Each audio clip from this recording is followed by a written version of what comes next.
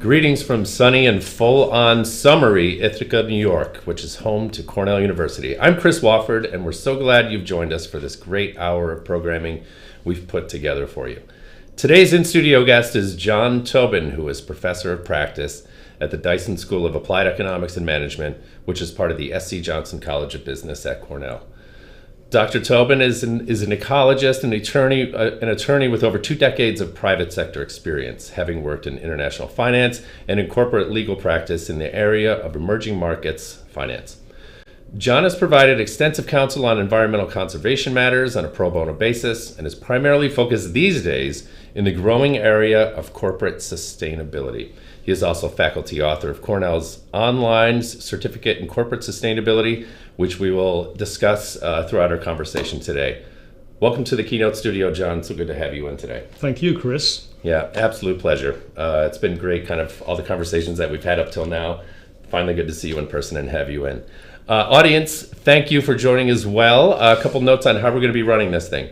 This event is being recorded. It's live right now. It'll be recorded and will be available at this very same URL afterward that you are at. So if you have to leave early, you want to share this with colleagues or what have you afterward, same URL, same channel. You may submit your questions in the chat. John and I are going to take your questions throughout. So if you click the dialog box at the top of your video player, you'll see the chat unravel there. You can submit your questions. I'll be taking them here on this iPad.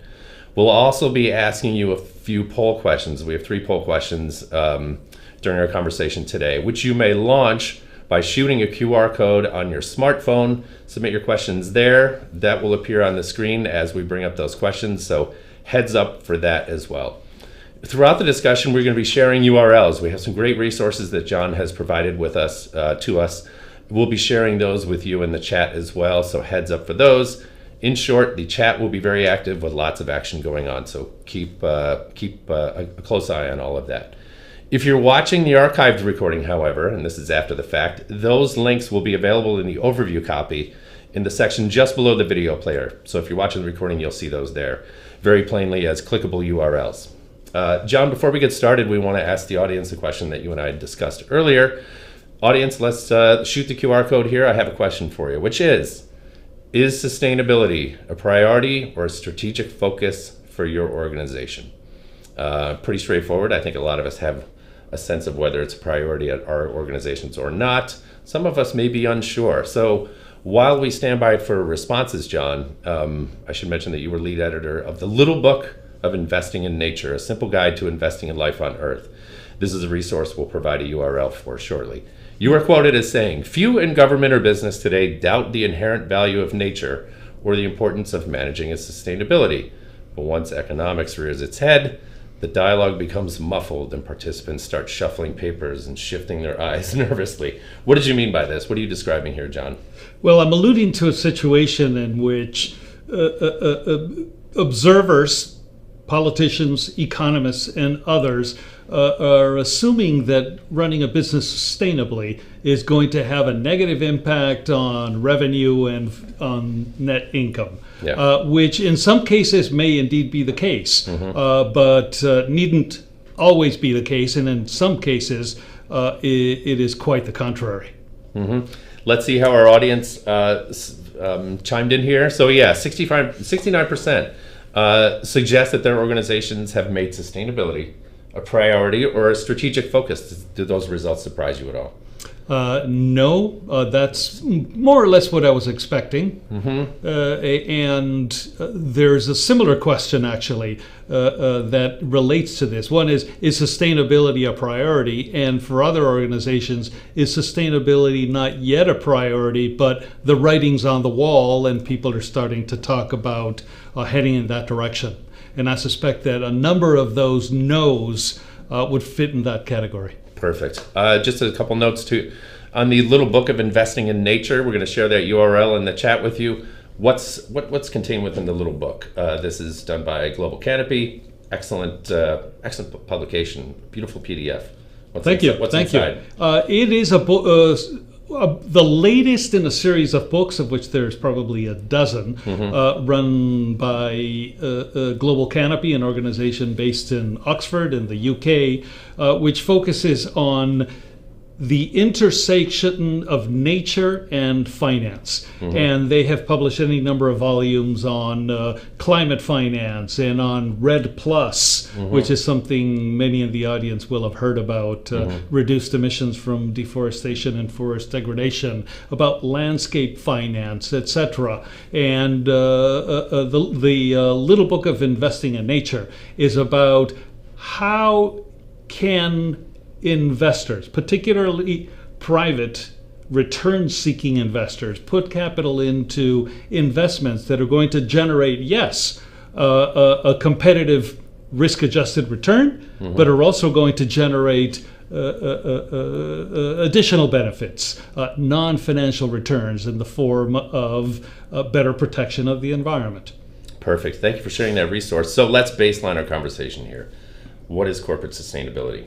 How do you talk about it? Corporate sustainability, there are many ways of looking at it, and there are any number of definitions out there. But the way I see it, corporate sustainability is an approach to doing business that acknowledges the fact that we now live in a world in which our cumulative economic activity in the form of emissions, in the form of deforestation to expand the agricultural frontier, etc., can have very substantial impacts on the planet.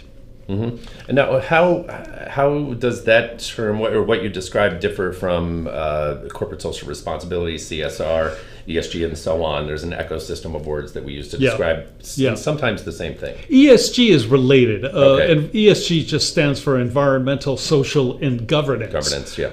And it is a very broad term. People talk about companies focusing on ESG issues, or investors who are ESG investors because they invest in companies that they view as responsible or doing the right thing in the environment and or in respect of people and communities and or in governments. But the term CSR, that's an important distinction that needs to be made with corporate sustainability. Corporate social responsibility comes from a very different tradition. CSR, and this is not in any way a criticism of CSR, but the focus of it is on giving back. The perfect example is a mid-size or large company which has been operating in a particular location, a city, a community for many years, and has come to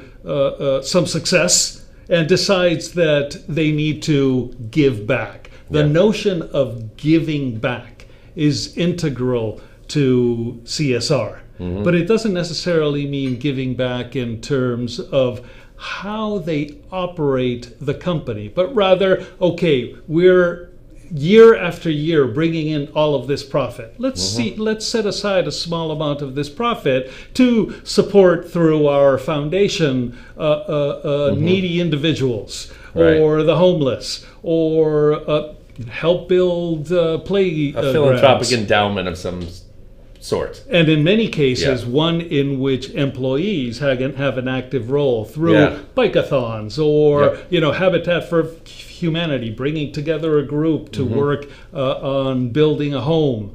But sustainability, in corporate sustainability in particular, is less about giving back and simply focused on delivering goods and services to its clients in a manner that doesn't endanger their ability as a company or others after we are no longer here to deliver similar goods and services to clients 50 or 100 years from now. Sure. This concept of intergenerational equity, where we act in a manner that considers that our grandchildren and their children and their children's children will also be living on this planet and deserve to have a relatively healthy planet with a well-functioning atmosphere and with some of its biodiversity at least preserved.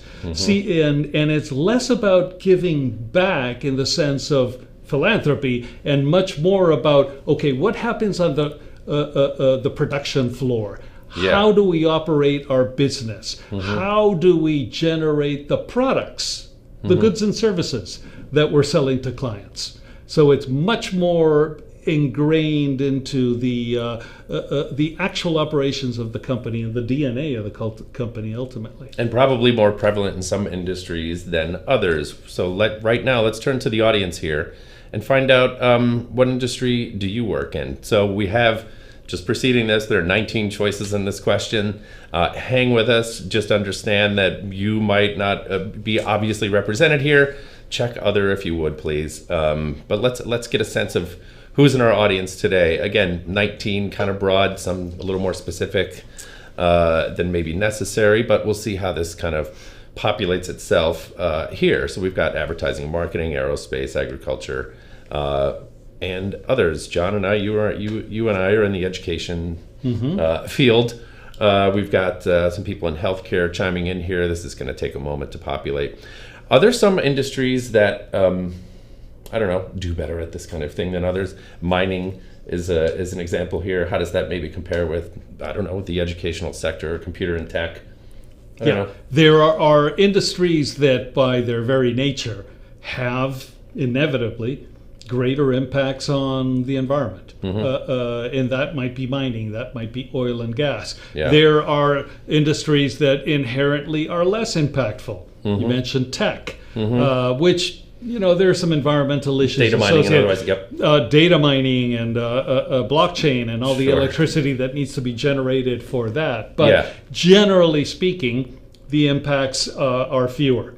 That's one way to look at it. But another way to look at it is certain industries tend to be more sensitive to sustainability issues because of the reputational risks associated with being viewed as operating in an unsustainable manner and being irresponsible.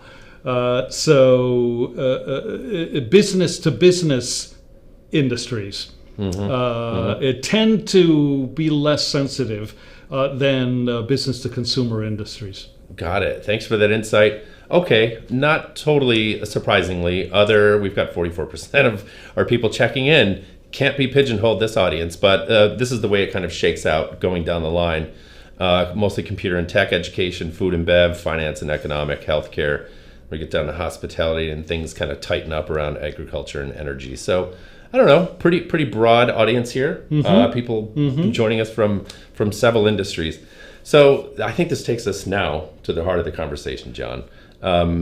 Is talking about the difficult to achieve balance between sustainability, environmentally and socially conscious business practice, and then how the tension that kind of exists, the dynamic that exists between that and profitability and growth. Right? This is our conventional wisdom. Absolutely, they've often been in our mind mutually exclusive things. How do they meet now? How have the dynamics shifted? What are we dealing with now? Well, many fewer people today than a decade or two ago feel that operating sustainably is going to have a direct and negative impact on the company's profitability.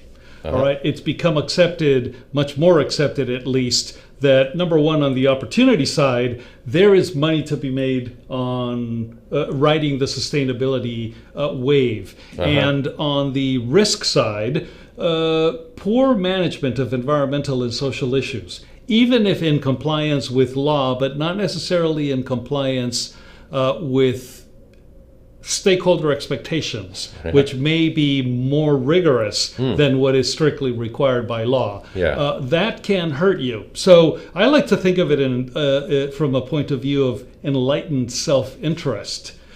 Companies that are recognizing that they need to maintain their social license to operate. They need to garner goodwill. They have to build their reputation with regulators, with the media, etc. And by banking some of those reputational points, when something goes bad, the public may tend to be more forgiving, or regulators may tend to be more forgiving with these companies. Sure. Okay. And that takes us to the other side of the coin, which is consumer demand, right? I mean, this is what people are want from the organizations that they do business with, that they buy from, that they're consumers of.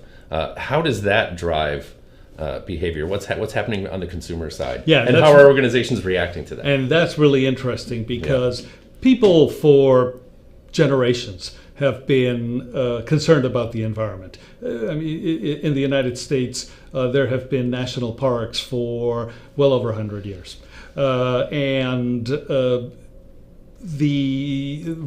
People recognize the environment and a healthy environment as something important. From that to actually paying a premium for contributing to the long-term sustainability of our environment, that's a sort of big step that many consumers have not taken.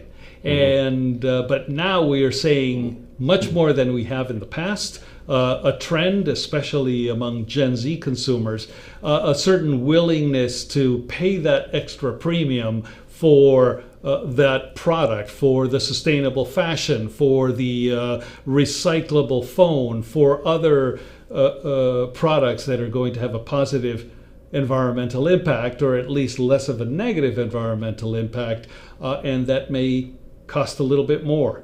But I really want to emphasize, because it goes back to one of your initial questions, and that is there are measures that companies can take to operate more sustainably that pay off right away. And are going to generate revenue from day one. Others might take a little while to generate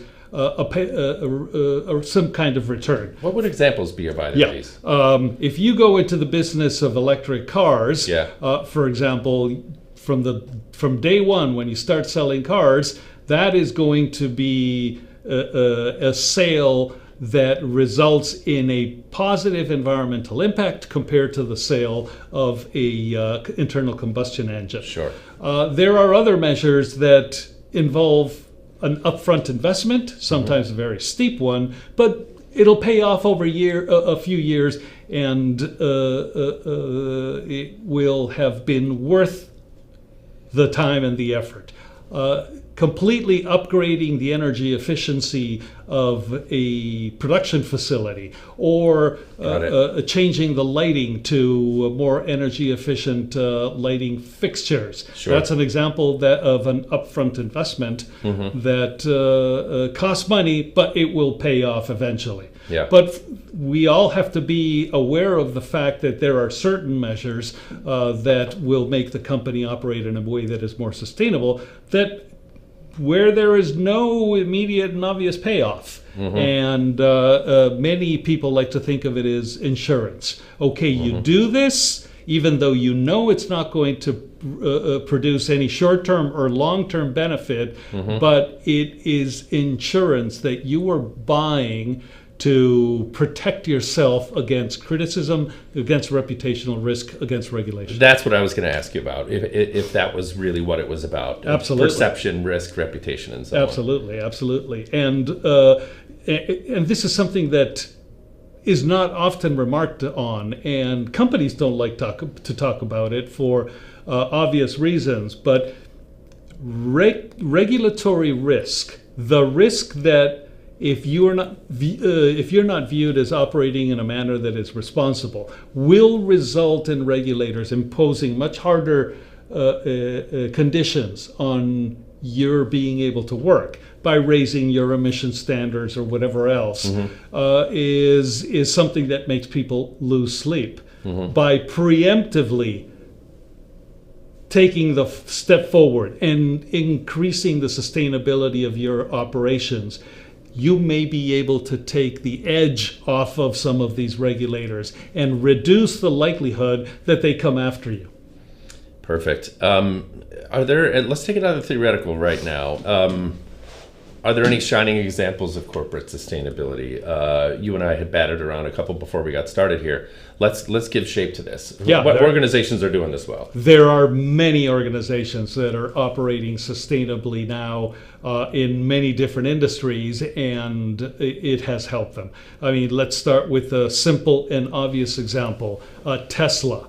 And I don't think anyone would argue that the people who run Tesla are necessarily on the political left of the spectrum. Elon Musk and his partners and executives at Tesla saw an opportunity to put together a vehicle using newer technology than the internal combustion engine that would result in something that is much faster than a conventional vehicle, uses or emits a lot less or no CO2, even though there's some emissions associated with the production. Yeah. And sometimes the electricity that you're actually charging your battery gotta with. come from somewhere. So, so there are companies that are straight out winners. The fact is, and the other factor that I didn't mention about Tesla cars is that they're also comparatively maintenance free compared to internal combustion engine cars, which is also something that people often don't remark upon. It's basically a battery pack on 4 wheels with some seats and an iPad in the front. There aren't a lot of moving parts. And there is not very much that can go wrong in a car like that. So they give a lot less trouble. Clearly, and this is a personal opinion, but having driven an electric car for the last 3 years, I think it is inherently a superior and better solution to the transportation problem. And there, you don't need to be motivated by any desire to make the world a better place to start producing electric cars, because people are waking up to the practicalities. Perfect.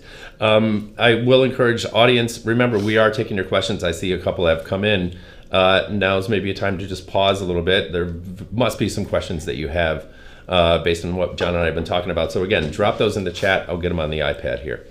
So how do we measure social and environmental impact? What are the KPIs, the key performance indicators? What are the metrics that people run around with to demonstrate that they are doing it well, complying with regulation? How is this measured? Yeah, that's a real challenge in the broader area of sustainable investing or sustainable business, because some of these benefits, these collateral benefits, or these environmental returns and social returns that I alluded to earlier, in contrast to economic returns, are difficult to measure. In some cases, they're straightforward. All right. In the case of anything having to do with climate or carbon, there is, in the carbon space, in the climate space, 2 great things. One is this metric tons of CO2 equivalent, which is a universal metric that you can apply to almost any carbon-related project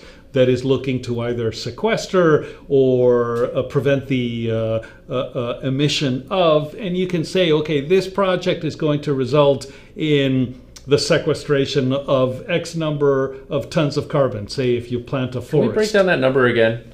What's the calculation?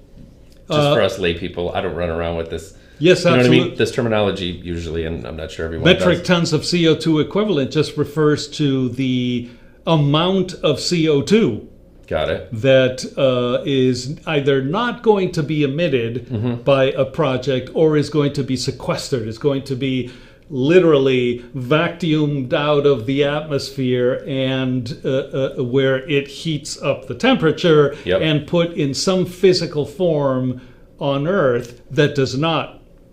So a perfect example is planting a forest where there was no forest before. Sure. That is going to result in an easily measured, easily quantified number of metric tons of CO2 that were just vacuumed out of the atmosphere. Right.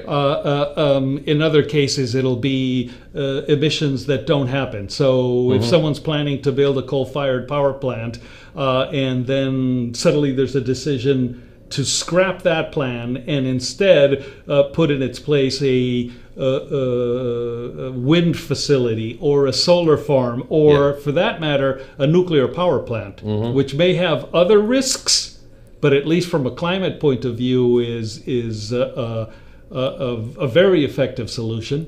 And then you can say replacing that coal-fired power plant that we were going to build with this other thing is resulting in the non-emission of X number of metric tons of CO2 equivalent over the life of the generation facility. So that's easy. There you can measure these things. Yeah. But when your project is intended to improve the lives of people, microfinance, for example, a lot of microfinance happening around the world. It's something that has been in place started 50 years ago, but has grown exponentially. Sometimes it's hard to measure the good that you are doing for people. How do you measure it? I mean, there are some proxy measures like what is the average person's education now after that community has been offered these loans compared to before microfinance came in. But it's never very accurate. And when you're talking about biodiversity, then it gets really hard because one project may have as its objective to save the rhino population. Another just wants to increase the area under forest in a certain province of Brazil, and then or state of Brazil. And another project still may look to prevent or increase the population of a certain fish. How do you compare? How do you take those three projects and say, all else being equal, and risk-adjusted returns being the same, hypothetically, this project is actually delivering better bang for the buck? It's hard. It's hard. And there's a lot of work right now trying to put numbers on some of these things because investors understandably are saying, okay, so you're offering me a nice return on my investment economically, but then when it comes to the environmental and social benefits, you're mostly just waving your hands and telling some really touching stories, but that you're not really putting any numbers on, and investors like numbers. Yeah, biodiversity by design is complex. Yeah. And its benefits are difficult to understand completely. How about offsetting carbon emissions, carbon sinks, and so on? Is it cost effective to do that for businesses? Can't I don't know kind of how that works, but in order to balance the books, so to speak, do organizations are they heavily invested in that kind of activity, or is it? What is it like? Yeah, I don't know how costly the carbon markets are growing quickly. They have been growing quickly for years after a relatively slow start. But and unfortunately, the putting in place of a carbon trading program in the EU has been less than completely successul. There were some design problems from the get-go. But the fact is, carbon markets are huge. Now, a lot of people don't like the carbon markets because they view it as a license to pollute, and all you need to do is to go offset your pollution by investing in some reforestation project somewhere. Sure. And that is, in their view, inherently sort of the wrong way to approach it. I have a question related to the making investors feel good kind of stuff. Okay. I have a question that came in from, let's see, who is it? Sarah checks in and says, well, where do we draw the line between ethical self-interest and virtue signaling or greenwashing? Right. We had planned on talking about that a little bit later in our conversation, but now feels like the right time.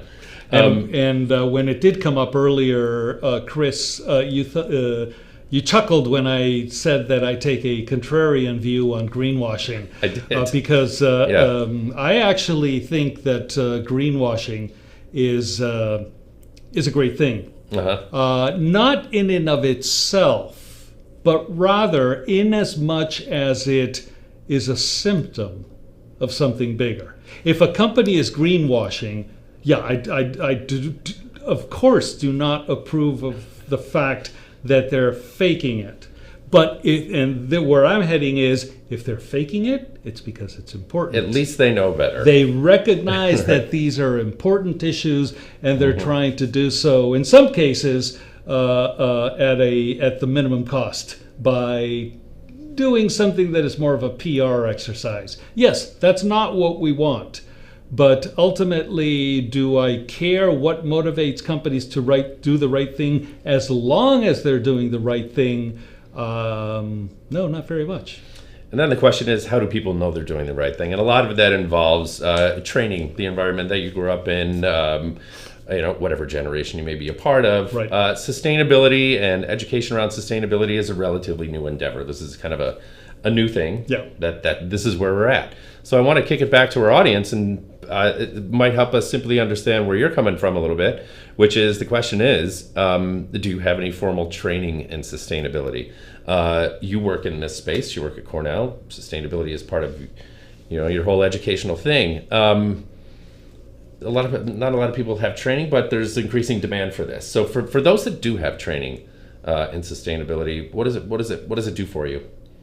It professionally? Helps. It gives you a grounding that most people do not have, because when you get your undergraduate degree in business or your MBA or whatever other degree you may get before you actually start working at a big company, it's fair to say that in the overwhelming majority of cases, people will not have had sustainability as part of their training, because that is just was not until recently part of what was viewed, rightly or wrongly, as a key set of tools for business professionals. That is changing quickly, and right now there is huge competition among big companies around the world to hire talent, to hire those people who both understand sustainability issues, environmental and social risks, and who understand business.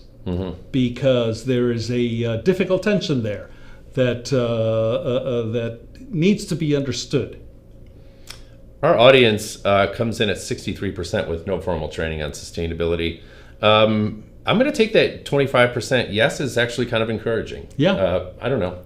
That's a higher number than I would have expected. And let's add the 13% on those who are planning on pursuing formal training, and I think we got ourselves in a pretty good spot. Yeah, and there are programs that focus on sustainability, master's degree in sustainability management, etc., at a handful of universities around the world. And some business schools are starting to provide degrees in sustainable business, etc. But mostly the training that students will receive in the future, and here I'm sort of gazing into a crystal ball a little bit, it will be integrated into the various disciplines. It will be made a part of how you approach problems in finance and in accounting and in marketing and in supply chain management. But today, the way most students who do have training have it or get it is through taking courses that address that gap in their training, which, let's face it, most people working at big companies right now, especially the more senior people, I mean, none of this stuff was offered when they were in school. Yeah. So, and some of these issues are very technical. Some of these issues require really understanding the motivations behind not just business, of course, they understand that, but regulators, the public, the media, and working through a lot of cases so that you understand, okay, this is the right way to approach this challenge that we have. That takes a long time of practice, and it takes quite a bit of judgment. And some training in sustainability and risk management, etc., can facilitate that. You know, the second of the three courses that you authored as part of your corporate sustainability certificate program from Cornell deals with sustainability and risk management. This is an area that I'm excited to talk about. So can you talk a little bit about reputational risk broadly, how corporations disclose, report, and manage reputational risk. Sure. What's everything that's involved in it? What do we need to know about reputation? Okay. I'm going to put sustainability risk over on one side and call it environmental and social risk, or sustainability risk. We'll use those as synonymous. And then joined at the hip, but conceptually a very different thing, is reputational risk.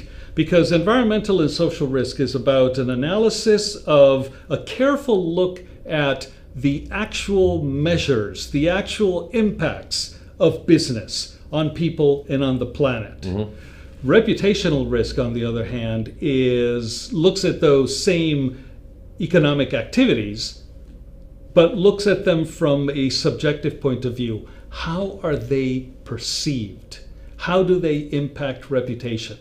So when deciding whether to invest in that next big mining project in the Amazon, or in an industry that is viewed askance by regulators or by the public, you need to look at the objective impacts and be able to address those straight on, but also to have the judgment to recognize that reputation can be seriously impacted, even in the absence of objective physical damage to people or to the planet. There's a correlation between environmental and social impacts and reputational risk, but they're different.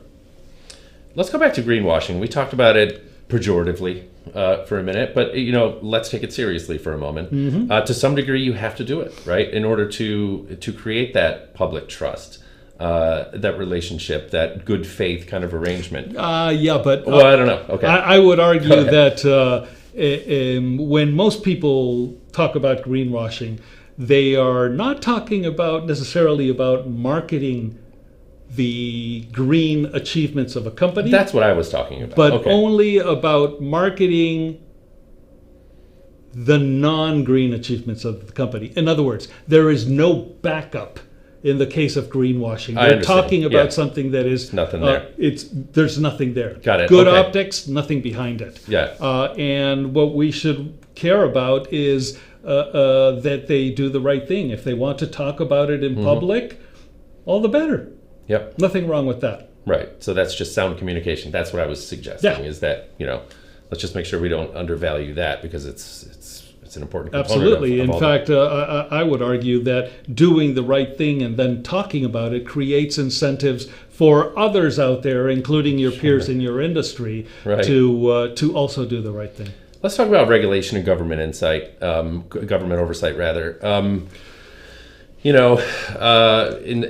For some people, right, regulation and government oversight is a drag.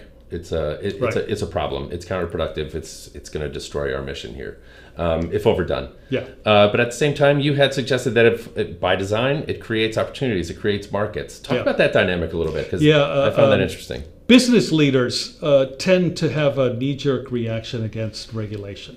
On the other hand, what many of them don't like to admit is that if it weren't for laws and regulations, they wouldn't have a business, because being able to everything from patent new inventions to make sure that your intellectual property and your processes are not stolen from you, to your knowledge of particular markets, your client lists, etc., etc. We depend in business on sound regulation and laws and enforcement.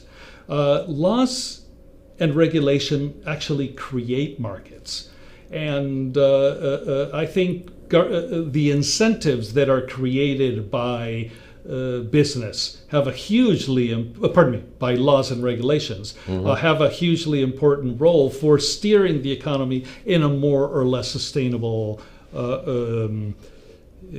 direction. A lot of business leaders like to say, the government shouldn't be taking a position on who the winner is. Why would government decide that electric cars are better than internal combustion engine cars? And there's they have a point. Why would government be the one making decisions about, shouldn't the markets be making those decisions? But I then started questioning that premise. And where I am now is, what is wrong with government picking winners, just so long as government does so in a thoughtful, careful, and well-considered way. If we decide that smoking is bad and sports are good because it produces greater overall sort of social good, why not increase taxes on tobacco and reduce taxes on sports equipment, just so long as the overall impact on the economy in terms of the overall tax burden is tax neutral? There's nothing wrong with, or is there, with governments taking positions about what is ultimately going to be good for the rest of us and tweaking their tax systems to achieve those ends. Viewer Nike has just thrown us into a political buzzsaw. How can regulations proceed while obstacles to those regulations are made? For example, the recent stripping of EPA's authority to regulate emissions. What did that do? What do you see coming out of this? Yeah, that's a tough one. That's a very, very difficult one. Well, when I see something like this happen, I like to remind my friends that the United States is roughly 5% of the population of the world, and yes, 20 to 25% of the economic output. But a temporary setback in the United States is not going to impact action in the rest of the world. Some countries are moving ahead, some are not, and frankly, the battle over where we are going to end up, what this planet is going to look like 100 years from now, there are going to be some, a 2-step forward, 3 steps back situations, and that's unavoidable. It's not going to be an easy and straight road. As it also relates to government, are there incentives for companies to transition to sustainable practices? Tax breaks? I don't know. How does that kind of play out? Sure. You had mentioned that a little. There are all kinds of systems of one kind or another. We talked about electric vehicles. There's a federal tax credit and, in some cases, state tax credits on the purchase of electric vehicles. On the consumer side. And there are plenty of other incentives that are being used now in countries around the world. So, yes, that's an important part of the toolkit. For what kind of businesses, typically? Any number of businesses in the area of transportation, energy generation, and home construction, and public and private transportation, because they're two very different things. Less than I would expect to see, frankly, in the area of construction, certainly residential development, because still much of the construction around the world is based on concrete and on brick. Less so in the United States, though still quite a bit. And if we suddenly shifted all of our new construction from brick and cement and related products to wood, suddenly the construction industry would not only stop being a source of emissions, it would now become an emission sink, because it would be through the wood and the sequestration of CO2 in the form of wood then used in construction. The industry would be leading to a huge amount of carbon sequestration. I had seen something, a little diversion here, something about 3D printing houses based on vegetable and organic material, which would be the kind of ultimate. I don't know how that's done, but it sounded totally wild and compelling. That's beyond me. Let's talk about the opportunities for generating actual profits from sustainability. How does that work? I mean, we've talked about a few industries where this is happening, like electric vehicles, but there is a huge demand right now from consumers and a growing demand for products that have a relatively less negative impact or an altogether positive impact on the environment. And investors in particular are hungry for investments that are going to, yes, generate a competitive return on their investments, but at the same time generate some social and environmental collateral benefits.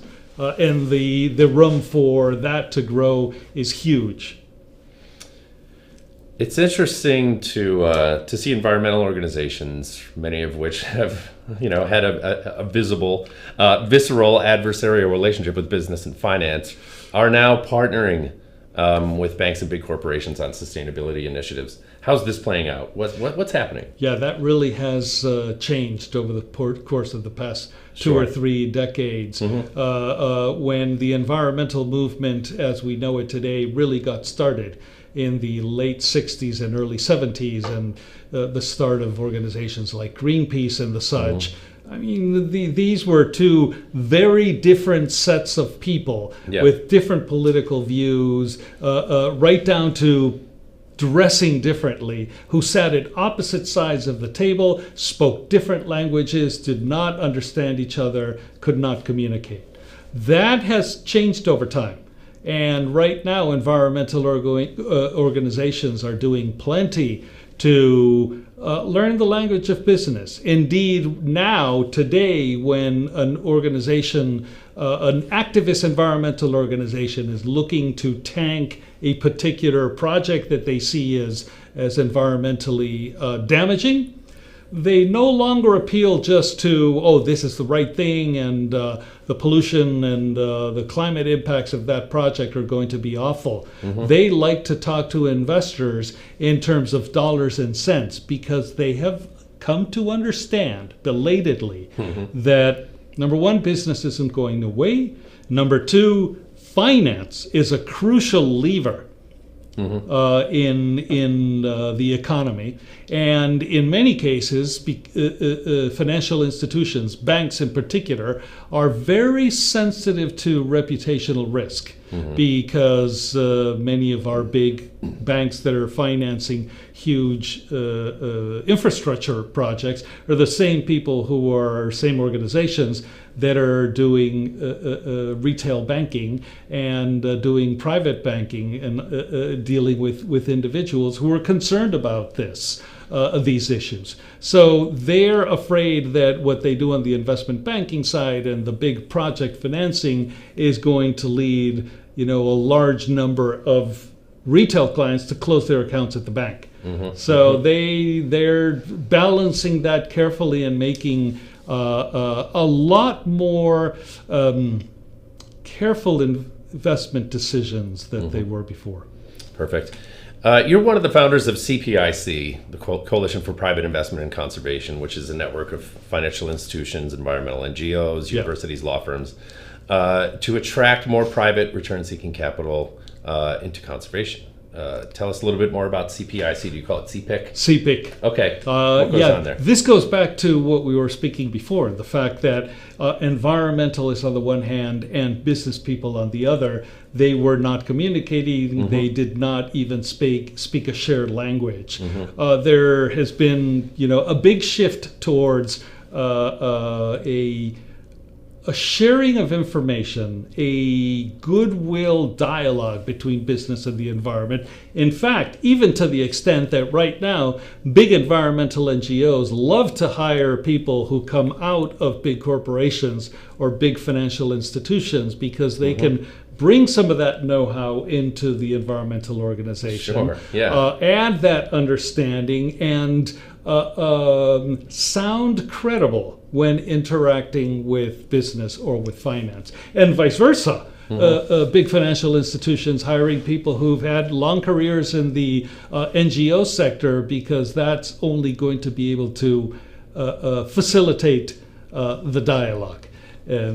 So what is the mission, the core mission of the coalition itself? So what's the work that so the objective? Building on that, in the fact that there is such a need for communication between the sectors. Yeah. When dealing with many sustainability investment issues, when dealing with biodiversity finance and climate finance, just understanding the finance part and being able to structure a deal, execute it, and close it is not going to be enough. Yeah. Because it is so tied and so reliant on input, and in many cases very technical knowledge coming from the environmental side, if you're again looking to do a sustainable finance deal of one kind or another. Got it. That there needs to be not only communication, but, and this is where CPIC comes in, the next step, which is cross-fertilization, bringing these disparate groups of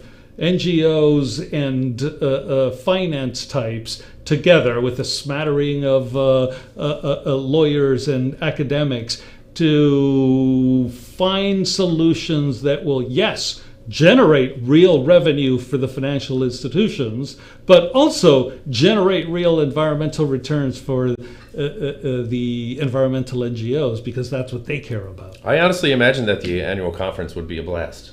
I don't It know. is. It a lot of brings- different people in the room. Brings together a very disparate group of people, and we have everything from big international development banks to private sector banks to big environmental conservation NGOs, organizations, right. and large and small boutiques focused on sustainable finance, and it's quite eclectic. And actually, quite a bit of work has come out of it already, because it is understanding what the other sector is looking for and what its interests are.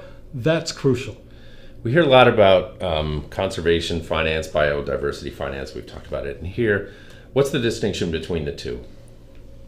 What do we mean when we talk about one versus the other? Conservation finance and biodiversity finance are pretty similar concepts. Yep.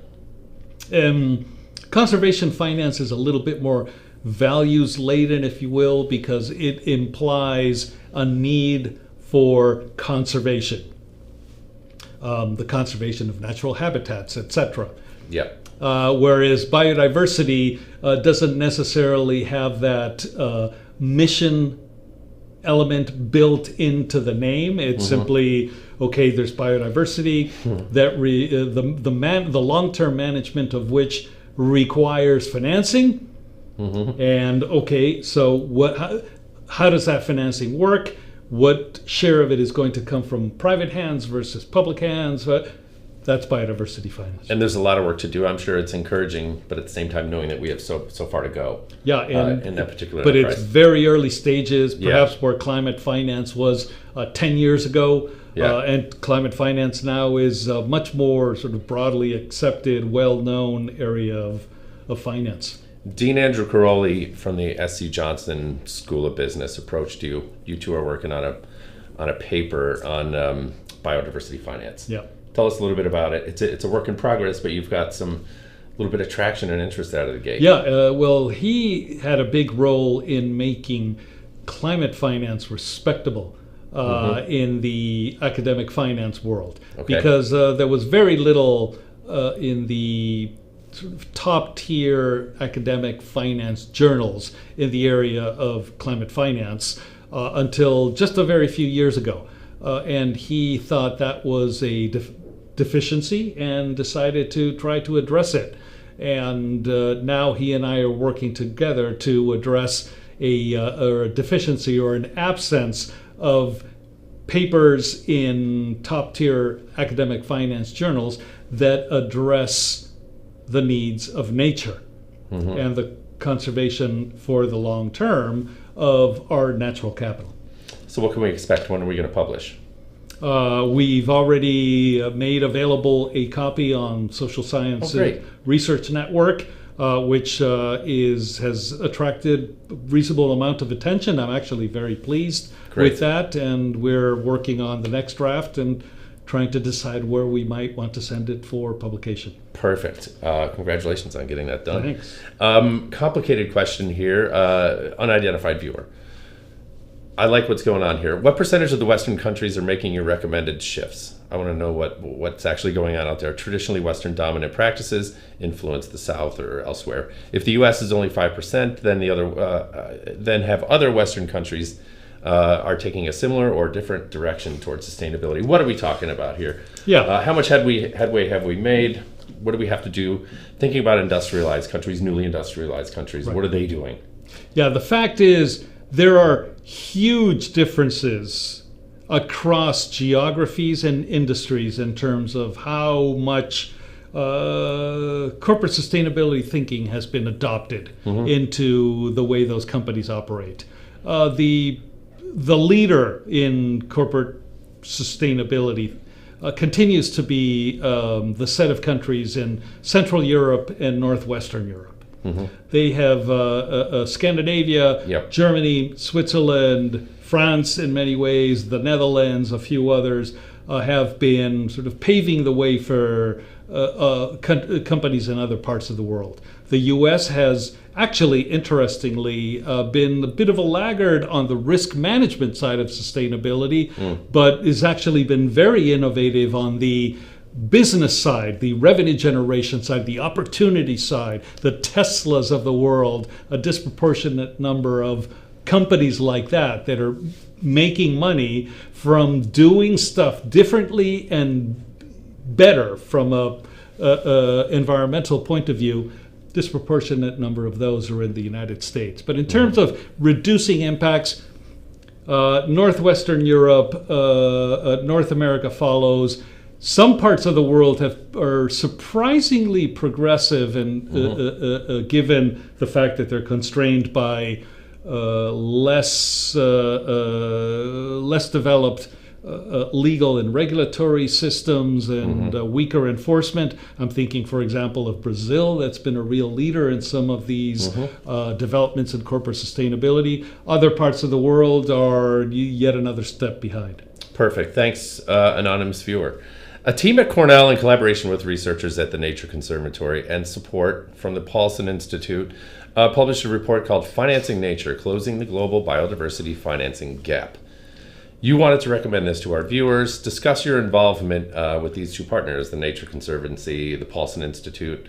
What's the work that those two are doing, and what's the report that came out of this? We're sharing the URL with you in the audience, by the way. Yeah, well, hopefully we don't have to talk too much about the Nature Conservancy. It's probably the wealthiest, in many ways most successful environmental organization in the United States. The Paulson Institute is the brainchild of Hank Paulson, who was chairman and CEO of Goldman Sachs. Little known fact, he was also the chairman of the Nature Conservancy, then went on to become a Secretary of the Treasury in the first Bush government, and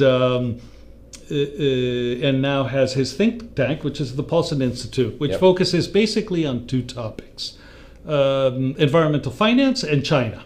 So the three organizations came together, and we put together a report that estimated, number one, how much are we spending today on conserving biodiversity for the long term globally, and then estimating how much we should be spending for the long term, in terms of manage if we are to sustainably manage our natural capital for the long term. And with the answer to those questions in mind, and a clear idea of what the delta between what we spend and what we should spend, then we went on to the final and more difficult part of the exercise, which is, okay, how do we fill that gap? What's the prescription? And we came up with 9 suggestions of mechanisms on how to fill that gap.